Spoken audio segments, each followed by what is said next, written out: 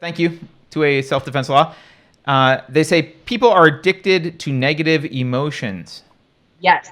Yes, and actually, I think what they're doing often is they're addicted to their own trauma. We all are to some extent, right? And so a lot of times there's like getting stuck in your trauma, re-traumatizing, not trying to grow. Like you're kind of stuck in this rut. I remember being in this class at some point where the guy, it was like this weird San Francisco type. It wasn't Landmark, but it was kind of like that kind of a thing, right? But the guy was saying like, you have to actually want to be happy. Like and he was admitting like, well, sometimes I've gone through periods of my life where like I sat in my bed and was like miserable and unhappy and listened to depressing music all day, and like actually I wanted that. Like that's what I wanted. I wanted to be unhappy, and like nothing was going to move me. I wanted to be unhappy. Eckhart Tolle calls it living in your pain body.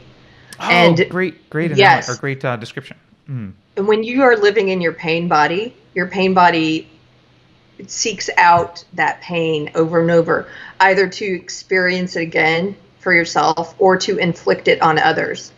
And until you learn how to, I'm just using the language. I think lots of people have talked about this idea. He just happens to talk about it by referring to it as a pain body. But this idea of recreating trauma that you may have suffered at some point in your life over and over again. Mm-hmm. I think we all have experience with that, or at least I do. Yeah, and everyone.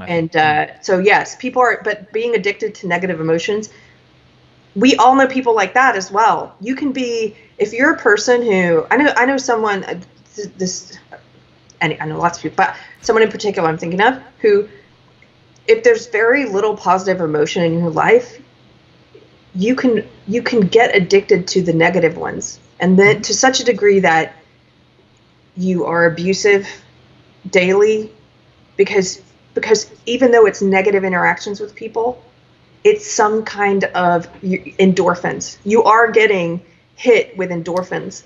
It's psychological visibility in some level. Like at least there's another existent in the world responding to you, even if it's a negative response. Right. And at least you're getting a dopamine rush. You can become addicted to the dopamine that you get from negative emotions. And I think a lot of people online are addicted to, that's why you see a lot of the people who suffer from what we call Trump derangement syndrome, who they can't seem to think about or talk about anything except Trump. They're addicted to it.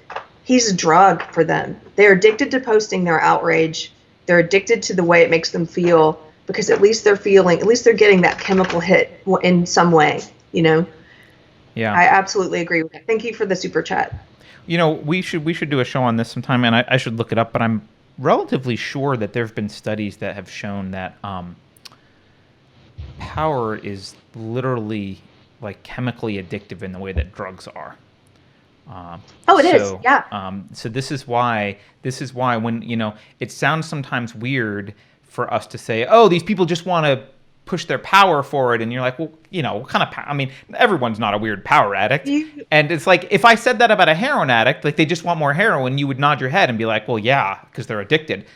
It's the same mechanism. Like, they're addicted to the power. It's the same mechanism. You've heard the expression drunk on power. Yes. Yeah.